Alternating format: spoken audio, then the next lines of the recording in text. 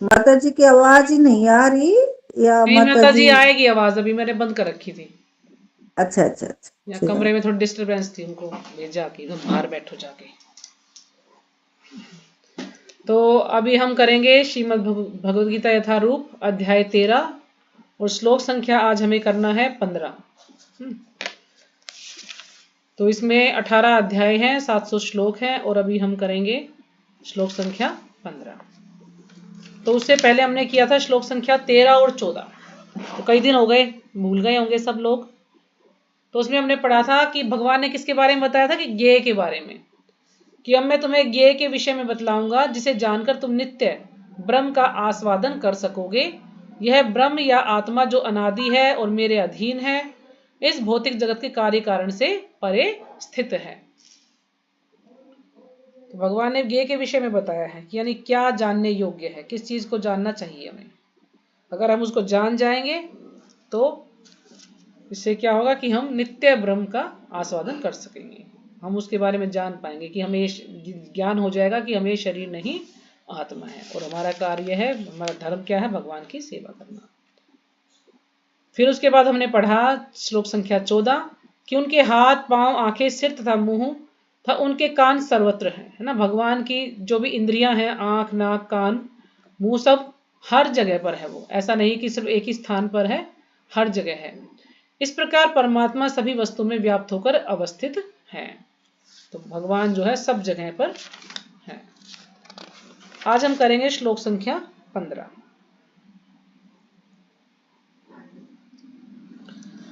सर्वे इंद्रिय गुणाभासम सर्वे इंद्रिय विवर्जितम असक्तम सर्वभृच्चैवै निर्गुणम गुण भोक्त्र च। तो जो भी माता जी श्लोका पढ़ना चाहिए पढ़ सकते हैं। हरे कृष्ण माता जी, सादर प्रणाम सभी भक्तों को। श्रीमद् भगवत गीता यथारूप अध्याय 13 और अध्याय का नाम है प्रकृति पुरुष तथा चेतना। और श्रीमद् भगवत गीता में 18 अध्याय हैं, 700 श्लोक हैं और आज हम श्लोक करेंगे 15वां। सर्वे इंद्रिया गुणाभासम सर्व इंद्रिया विवर्जितम आसक्तम सर्वभर्जवहि निर्गुणम गुणभोक्तहि च। हरे कृष्ण माता, सादर प्रणाम सभी को। हरे कृष्णा माता जी, धन्यवाद, प्रणाम सभी को, सभी भक्तों को सादर प्रणाम। गीता यथारूप अध्याय 13 संख्या 15। सर्वेन्द्रिय गुणाभासम सर्वेन्द्रिय विवर्जितम आसक्तम सर्वेभ्रश्चैव निर्गुणम गुणां भोक्तुं च। हरे कृष्ण माता जी। हरे कृष्ण माता जी, दंडवत प्रणाम सभी के चरणों में दंडवत प्रणाम। श्रीमद् भगवत गीता यथारूप, इसमें 700 श्लोक हैं और 18 अध्याय हैं। हम 13वें अध्याय पे हैं। अध्याय का नाम है प्रकृति पुरुष तथा चेतना और इसमें 35 श्लोक हैं।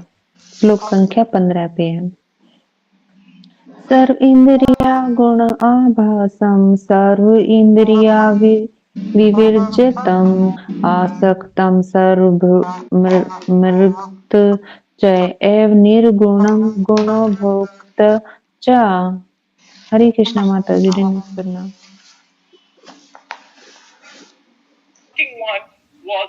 हरे कृष्ण माता जी, दंडवत प्रणाम सभी माताओं को दंडवत प्रणाम। सर्वेन्द्रिय गुणाभासम सर्वेन्द्रिय विवर्जितम अशक्तम सर्वभृच्च एव निर्गुणं गुणभोक्तृ। हरे कृष्ण माता जी, टीवी चल रहा है तुम्हारा। हरे कृष्णा माता जी, सादर प्रणाम। भगवत गीता यथारूप, इसमें अध्याय है 18 और कुल श्लोक है 700। हम है 13वें अध्याय प्रकृति पुरुष तथा चेतना, श्लोक संख्या 15। सर्व इंद्रिये गुण आभासम सर्व इंद्रिये विवर्जितम असक्तम सर्वभृत् एव निर्गुणम गुण भोक्तृ च। हरे कृष्ण।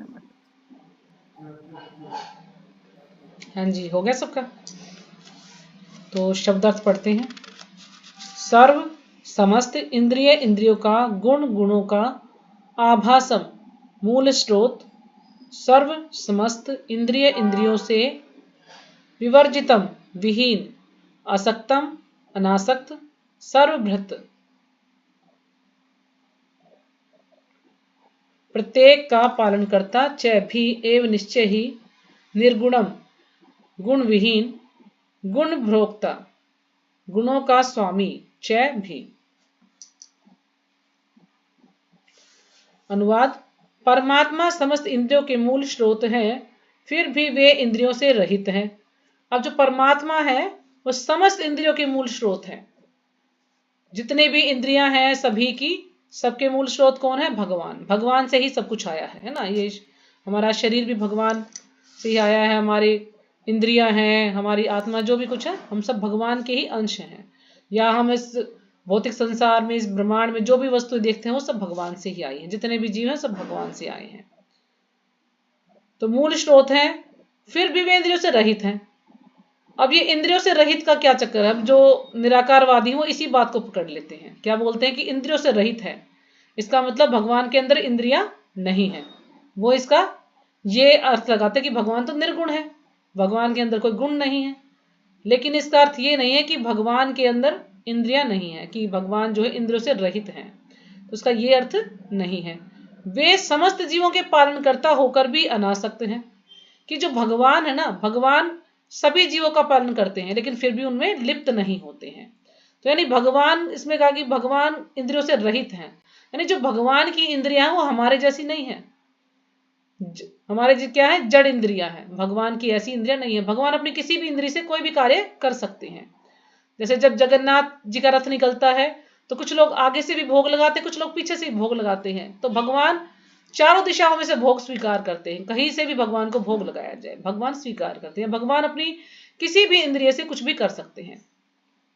जैसे जब हम भोग लगाते हैं तो कुछ लोग बोलते हैं कि भगवान क्या खाते हैं, ये तो अपने स्वाद के लिए भोग लगाते हैं।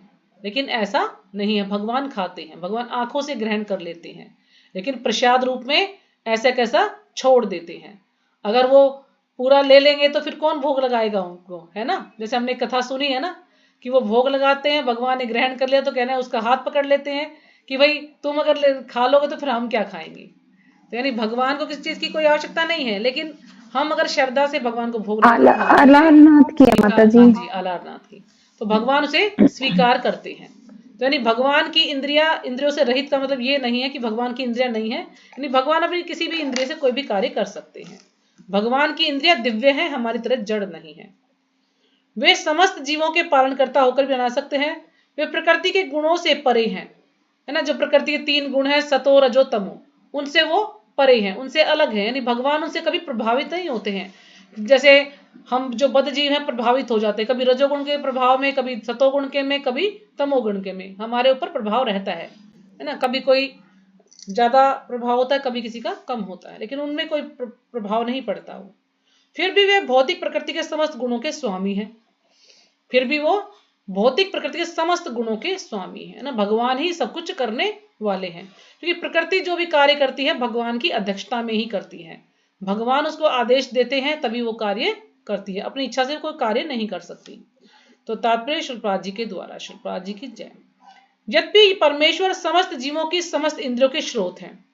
अब जो परमेश्वर है समस्त जीवों की, जितने भी जीव हैं, 84 लाख योनियां हैं, तो उतने भी जीव हैं उनके समस्त इंद्रियों के स्रोत हैं, है ना। सबके अंदर कितनी 11 इंद्रियां हैं, 5 कर्मेंद्रिया, 5 ज्ञानेंद्रिया और 1 मन।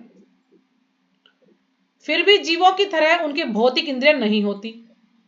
तो ब्रह्मा जी हमें समझा रहे हैं, लेकिन जीवों की तरह उनके अंदर भौतिक इंद्रियां नहीं होती हैं भगवान के अंदर। जैसे कि हम ब्रह्म संहिता पढ़ते हैं तो ब्रह्म संहिता में ब्रह्मा जी ने बताया है श्लोक संख्या 32 में, 5.32 आप नोट कर सकते हैं ब्रह्म संहिता।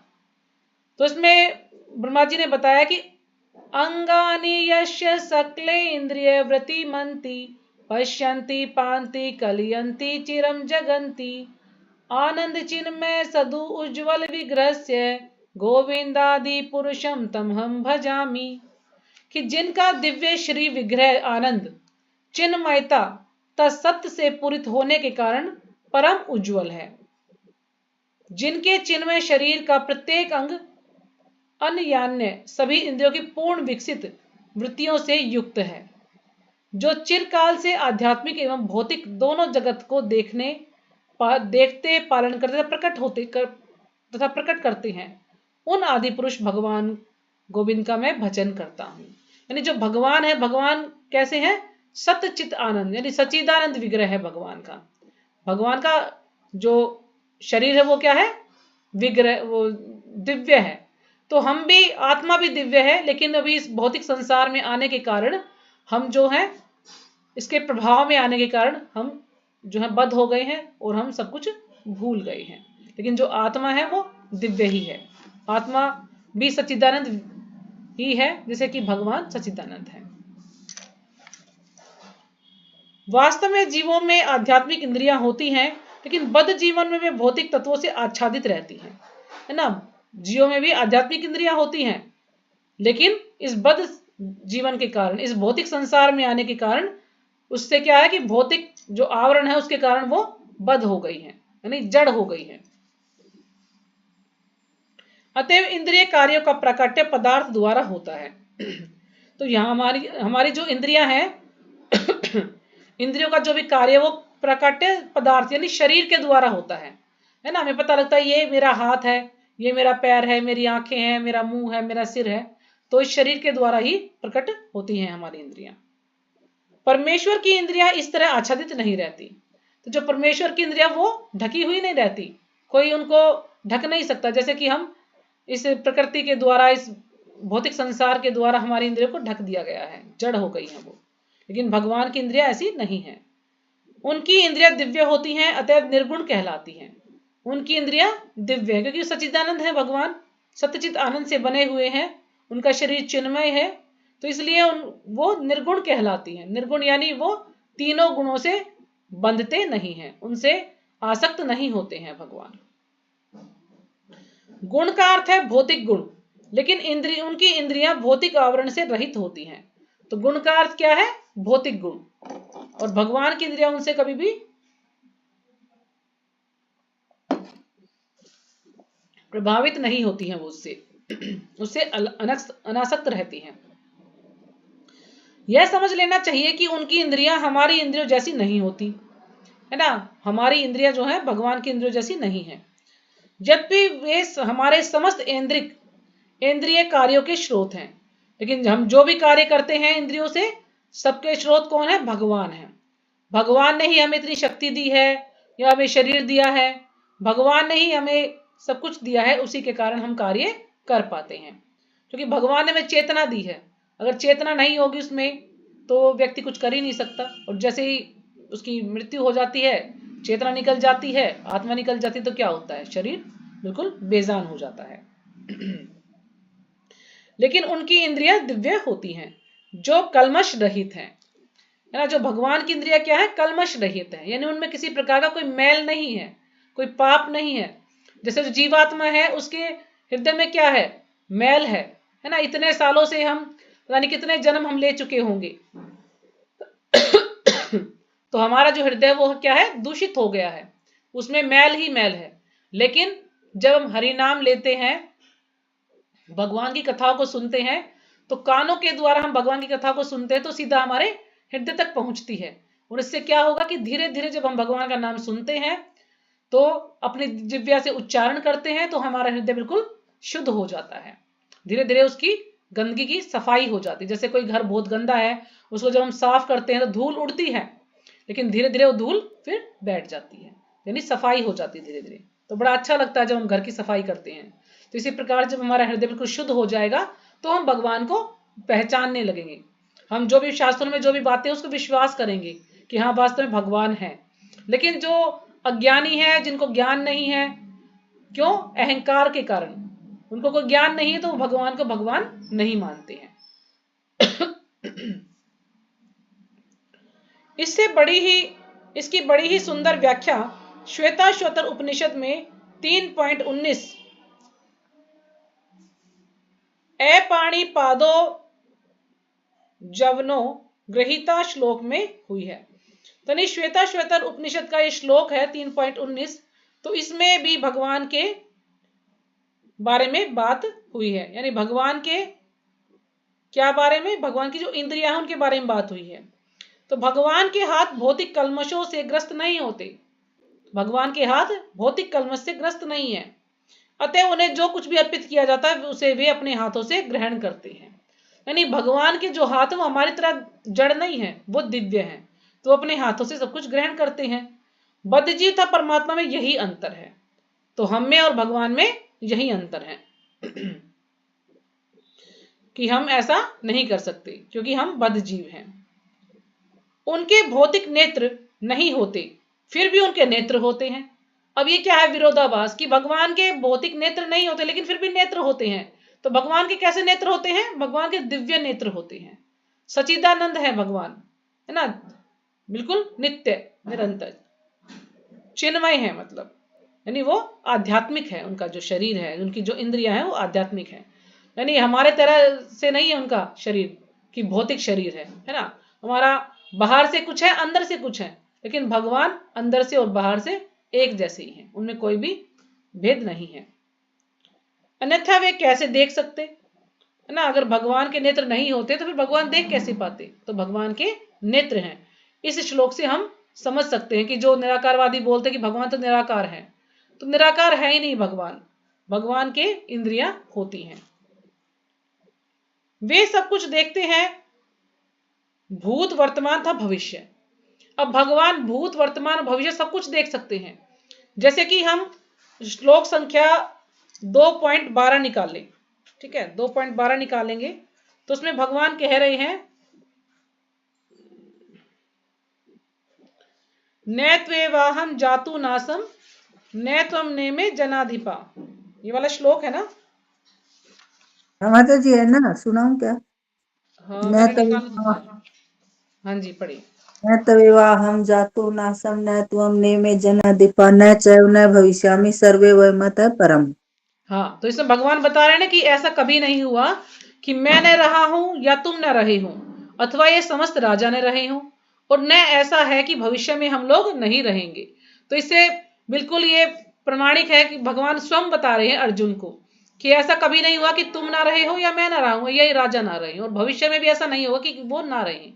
क्यों? क्योंकि भगवान सब कुछ जानते हैं, लेकिन जो जीवात्मा है वो नहीं जानती, जीवात्मा भूल चुकी है। तो जैसे हम एक श्लोक और देखते हैं इसका, 7.26 निकालिएगा, 7.26। तो 7.26 में यहां पर भगवान बता रहे हैं ना कि वेदा हम संतीतानि वर्तमानानि च अर्जुन भविष्याणि च भूतानि माम तु वेदन कश्चन। कि हे अर्जुन, श्री भगवान होने के नाते मैं तो कुछ भूतकाल में घटित हो चुका है, जो कुछ भूतकाल में घटित हो चुका है, जो वर्तमान में घटित हो रहा है और जो आगे होने वाला है वह सब कुछ जानता हूं। मैं समस्त जीवों को भी जानता हूं, किंतु मुझे कोई नहीं जानता। तो भगवान स्वयं अर्जुन को बता रहे हैं कि भगवान सब कुछ जानते हैं, चाहे भूत भविष्य और प्रेजेंट कुछ भी हो, तो भगवान सब कुछ जानते हैं। वे जीवों के हृदय में वास करते हैं और वे जानते हैं कि भूतकाल में हमने क्या किया, अब क्या कर रहे हैं और भविष्य में क्या होने वाला है। तो इसकी पुष्टि भगवद गीता में हुई है, जो अभी हमने श्लोक पढ़ा है। तो वे सब कुछ जानते हैं किंतु उन्हें कोई नहीं जानता। कहा जाता है कि परमेश्वर के हमारे जैसे पांव नहीं है, लेकिन वे आकाश में विचरण कर सकते हैं, है ना। भगवान के हमारे जैसे पांव नहीं है, लेकिन भगवान फिर भी आकाश में घूम सकते हैं। क्यों? क्योंकि भगवान के जो पैर हैं वो दिव्य हैं, आध्यात्मिक हैं, हमारे जैसे चमड़ी के नहीं है, कहते ना जड़ जड़ नहीं है भगवान की, वो चिन्मय है,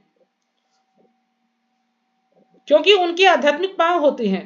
दूसरे शब्दों में भगवान निराकार नहीं है, उनके अपने नेत्र पांव हाथ सभी कुछ होते हैं, और चूंकि इन हम सभी परमेश्वर के अंश हैं, अतः हमारे पास भी ये सारी वस्तुएं होती हैं, लेकिन उनके हाथ पांव अन्य इंद्रियां प्रकृति द्वारा कलमशग्रस्त नहीं होती, है ना। जो भगवान के सारी इंद्रियां होती हैं, लेकिन हमारी इंद्रियों की तरह से प्रकृति द्वारा कलमशग्रस्त नहीं होती, यानी उनमें कोई भी मैल नहीं भरा होता, वो शुद्ध होती हैं, दिव्य होती हैं।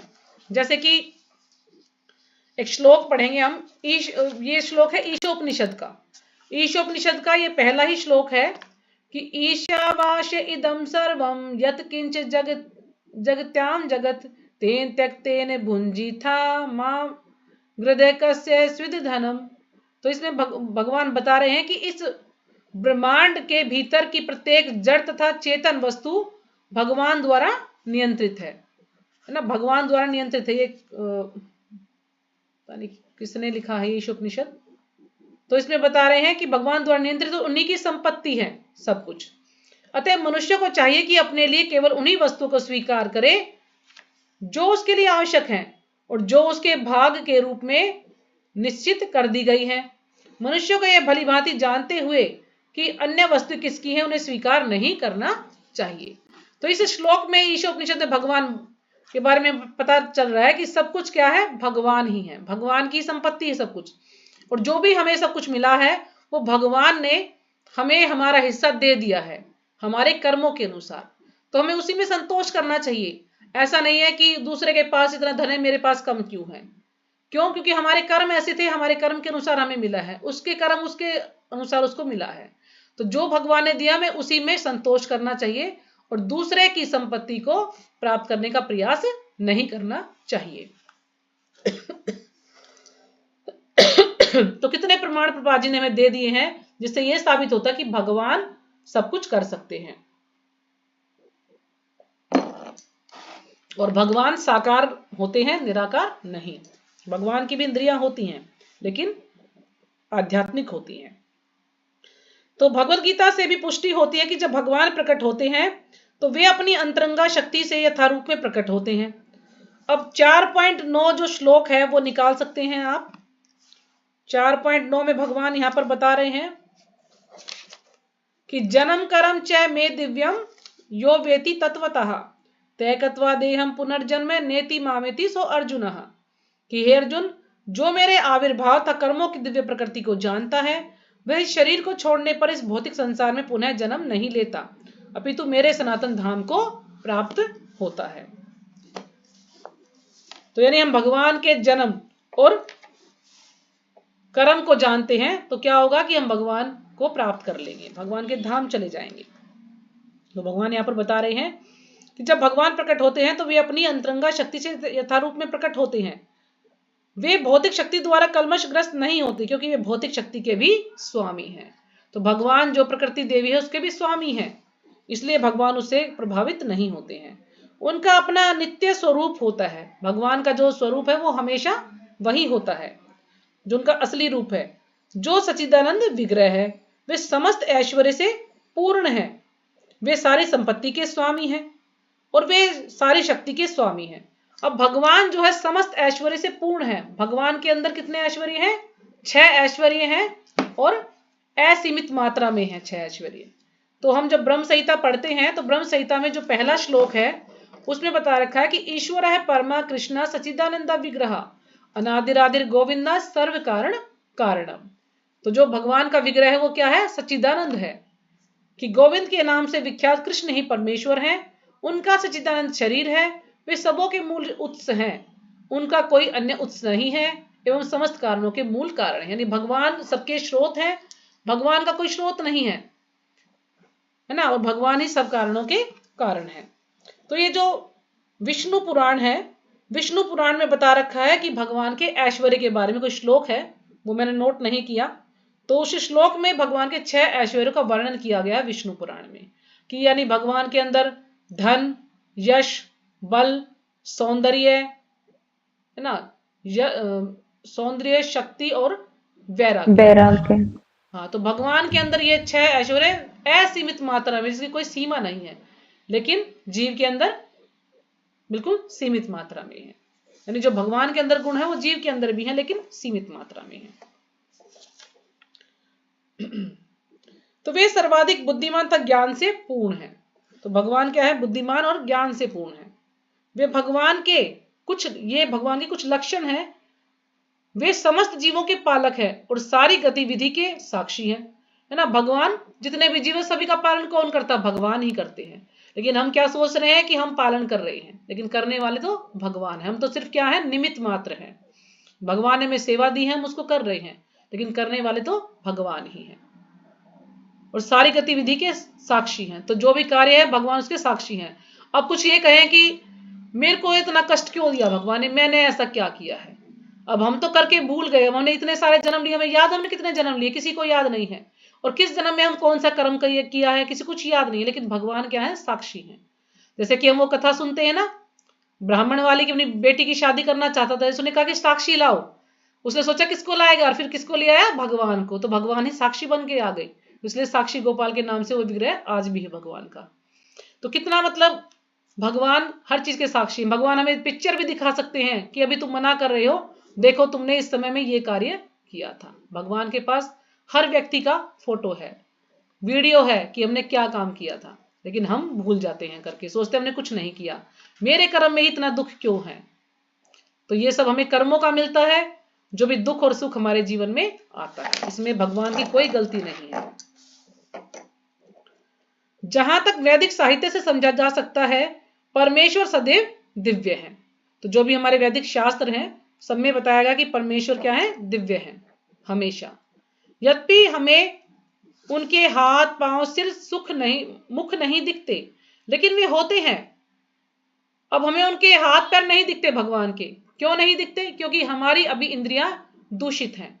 जब हमारी इंद्रियां शुद्ध हो जाएंगी, हमारा हृदय बिल्कुल साफ हो जाएगा, हम अच्छे से भक्ति कर पाएंगे भगवान की, है ना, अनन्य भक्ति करेंगे भगवान की, तो हम भगवान का दर्शन कर पाएंगे। अभी हम भगवान का दर्शन नहीं कर सकते हैं। तो इसका मतलब ये नहीं है कि हम भगवान को देख नहीं सकते तो भगवान है ही नहीं। अब मान लीजिए हवा है, अब हवा को क्या देख सकते हैं, हम नहीं देख सकते ना, महसूस कर सकते हैं। जब पेड़ हिलता है तो हाँ हवा चल रही है, या हमें कुछ ठंडा ठंडा लगता है तो लगता है हवा चल रही, लेकिन हमें दिखाई तो नहीं देती ना, तो इसका मतलब हवा है नहीं, हवा है। तो इसी प्रकार से हमें भगवान दिखाई नहीं देते, लेकिन भगवान की भी इंद्रियां होती हैं, भगवान भी एक पुरुष है। और जब हम दिव्य पद तक ऊपर उठ जाते हैं तो हमें भगवान के स्वरूप के दर्शन होते हैं, है ना। जब हमारा लेवल ये होगा भक्ति का कि अनन्य भक्ति करेंगे, तन मन धन से बिल्कुल पूरी तरह से भगवान के शरणागत हो जाएंगे, राजे में बता रहे हैं ना, जब हम ऊपर उठ जाएंगे तो हम भगवान का दर्शन कर पाएंगे। अभी हम भगवान का दर्शन नहीं कर पाएंगे। कल्मशग्रस्त इंद्रियों के कारण हम उनके स्वरूप को नहीं देख पाते, क्योंकि अभी हमारी इंद्रियां दूषित हैं, इसी कारण से हम भगवान का दर्शन नहीं कर पाते। अतः निर्विशेषवादी भगवान को नहीं समझ सकते, क्योंकि वे भौतिक दृष्टि से प्रभावित होते हैं। अब जो निर्विशेषवादी हैं वो भगवान को नहीं समझ सकते, क्यों, क्योंकि वो भौतिक दृष्टि से प्रभावित है। वो क्या सोचते हैं कि हम ही भगवान हैं, भगवान के अंदर तो कुछ विशेष है ही नहीं, इसलिए भगवान निर्विशेष है। बोलते हैं कि भगवान के अंदर यानी भगवान निराकार है, क्यों, क्योंकि भगवान के कुछ विशेष नहीं है, इसलिए उनको निर्विशेषवादी भी कहा जाता है। जो भगवान के अंदर कुछ नहीं दिखाई देता उनको सोचते हैं भगवान तो निराकार है, बस एक ज्योति है भगवान तो, लेकिन भगवान साकार भी है और भगवान निराकार भी है, भगवान दोनों रूपों में होते हैं। तो अगला श्लोक करते हैं, श्लोक संख्या 15। बहि अंतः च भूतानाम अचरम चरम एव च सूक्ष्मत्वात् तत् अविज्ञेयम् दूरस्थम च अंतिके च ततः। तो जो भी पढ़ना चाहे पढ़े श्लोक। हरे कृष्ण माता जी, दंडवत प्रणाम, सभी के चरणों में दंडवत प्रणाम। श्लोक संख्या 16। बहि अन्तश्च भूतानां चरं चरमेव च सूक्ष्मं तदेव ज्ञातं दूरस्थं अचिन्त्यं च ततः। हरे कृष्ण माता जी, प्रणाम। और हरे कृष्ण माता जी, प्रणाम सभी भक्तों के चरणों में। श्रीमद् भगवत गीता यथारूप अध्याय 13 श्लोक संख्या 16। बहि अन्तश्च भूतानामश्चरं चरमेव च सूक्ष्मं तवत्तदविज्ञेयं दूरस्थं च अन्तिके च ततः। हरे कृष्ण माता जी। सभी प्रणाम, सभी भक्तों को दंडवत प्रणाम। श्रीमद् भगवत गीता यथारूप अध्याय 13 श्लोक संख्या 16। अध्याय का नाम है प्रकृति के पुरुष तथा चेतना। बहिर्तं च भूतानां चरमेव च सूक्ष्मं तवात्तद्विज्ञानं दूरस्थं चान्तिके च तत्। हरे कृष्ण माता धन्यवाद। हरे कृष्ण। शब्दार्थ बहि बाहर, अंतः भीतर, च भी भूतानाम जीवों का, अचरम जड़, चरम जंगम एव भी, च तथा, सूक्ष्मत्वात् सूक्ष्म होने के कारण, तत् वह, अविज्ञेयम अज्ञेय, दूरस्थम दूर स्थित, च भी अंतिके पास, च तथा ततः वह।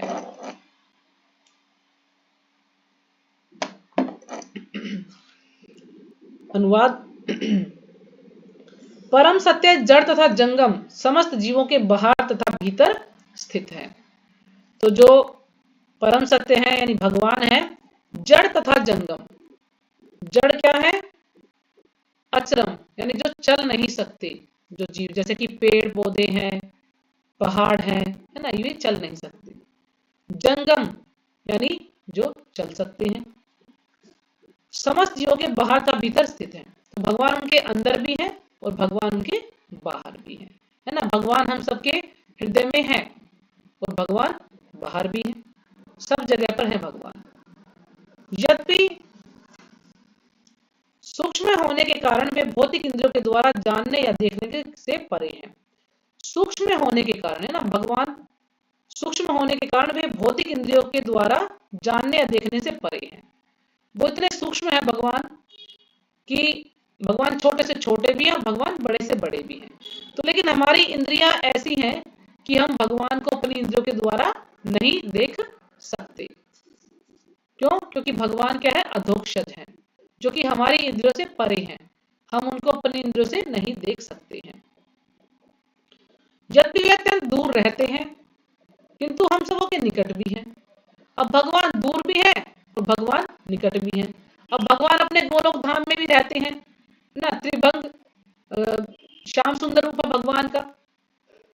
भगवान का जो असली रूप है क्या है? श्याम सुंदरी रूप है। भगवान गोलोक धाम में श्याम सुंदर रूप में ही रहते हैं, वो उनका वास्तविक रूप है। लेकिन भगवान जब जरूरत होती है तो उसके अनुसार अलग अलग अवतार भी लेते हैं। कभी नरसिंह बन के आए हैं, कभी चैतन्य महाप्रभु बन के आए हैं, कभी कृष्ण बन के आए हैं। तो इस प्रकार से भगवान के अलग अलग रूप हैं। तो भगवान हमारे हृदय में है, तो इसका मतलब भगवान हमारे पास भी है। कितने नजदीक है कि हमारे हृदय के अंदर है भगवान। और भगवान हमसे दूर भी है, अपने गोलोक धाम में भी है। लेकिन भगवान जो है हर जगह पर है, हर वस्तु में, हर अणु अणु में भगवान है। लेकिन उसके लिए हमें क्या करना है? हमें भक्ति करनी पड़ेगी, तब हम उसको महसूस कर पाएंगे कि हाँ भगवान है। अभी हमारी इंद्रियां भी इतनी दूषित है कि अभी हम भगवान का दर्शन नहीं कर पाते। तो इसलिए तो इस कलयुग में हमें किस रूप में भगवान के दर्शन होंगे? विग्रह रूप में।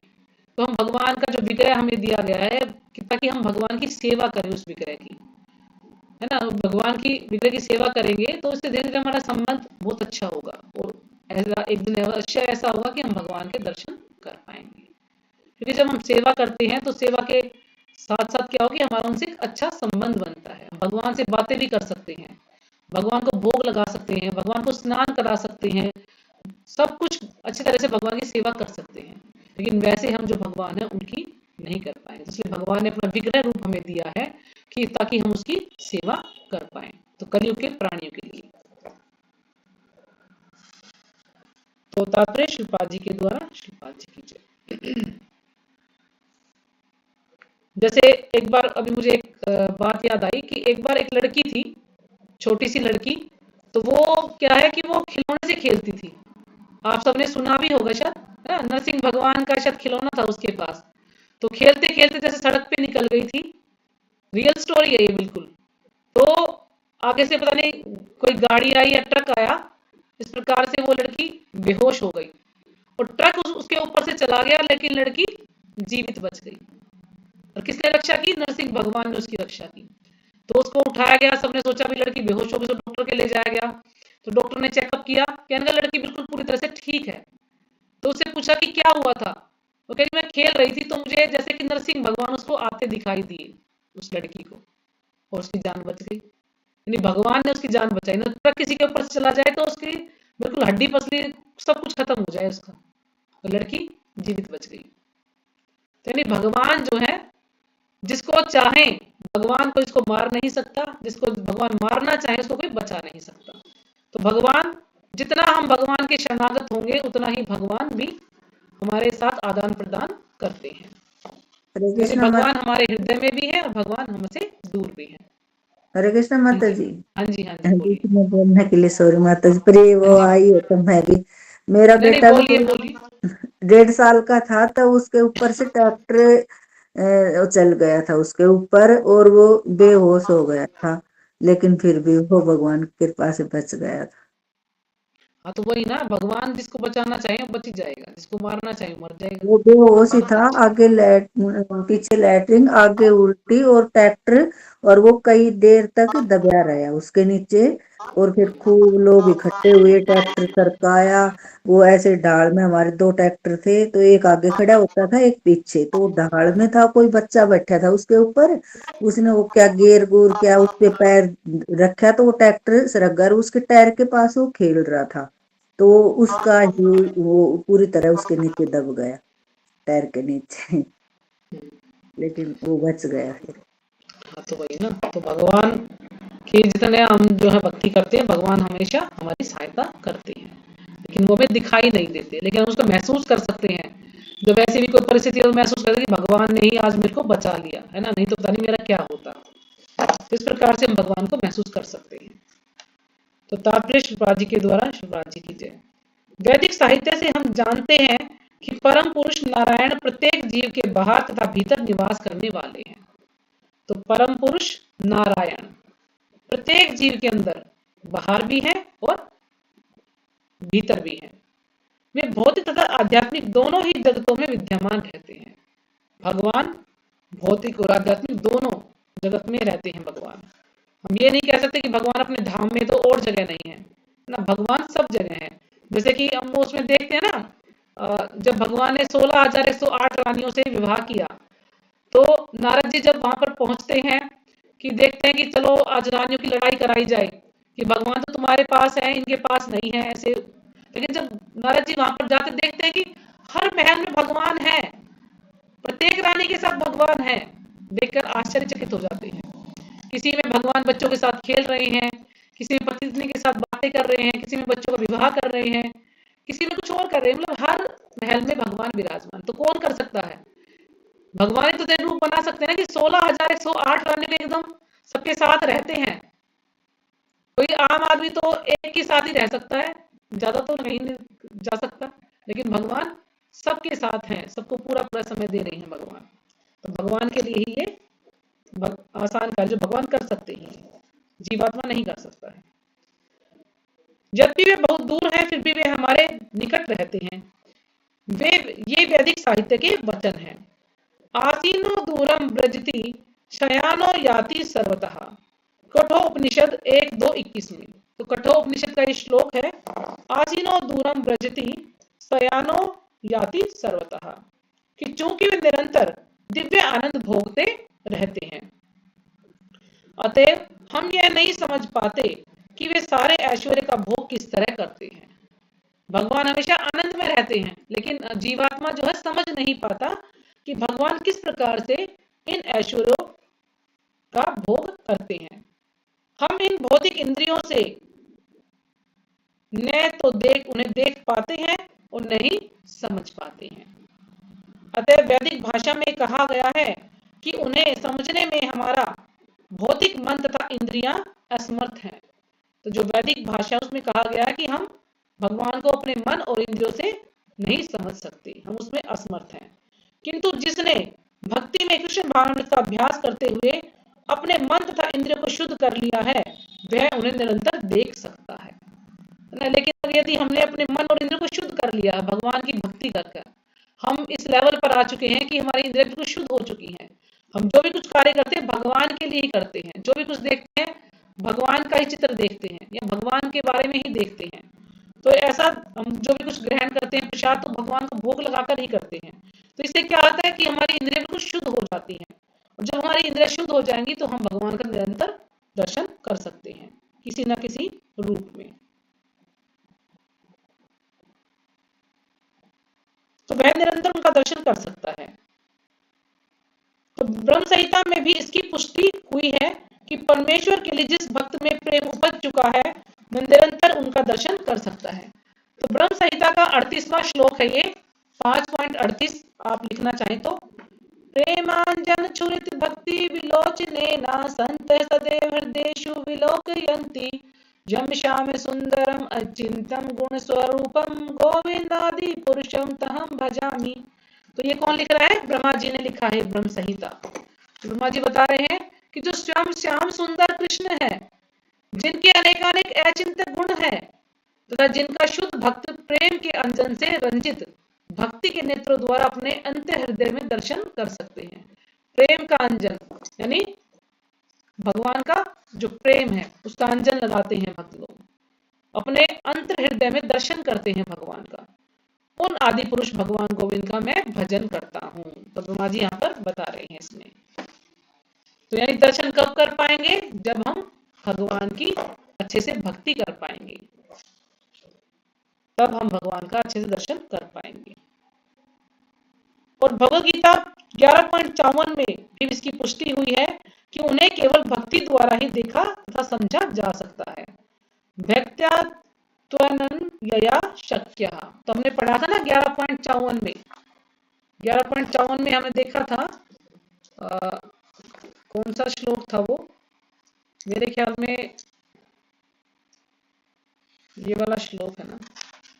हाँ ये मत करम कृत मत परमा मत भक्ता संवर्जिता। अच्छा 55 में पढ़ रही हूँ मैं, मेरी ना इस साइड बहुत कमजोर हो गई है, नजदीक की दिखता नहीं मुझे। मदन जी की भक्तया तवन्नया शक्य हैम में विविधो अर्जुन ज्ञातुम दृष्टम च तत्वेन प्रवेष्टुम च परंतप।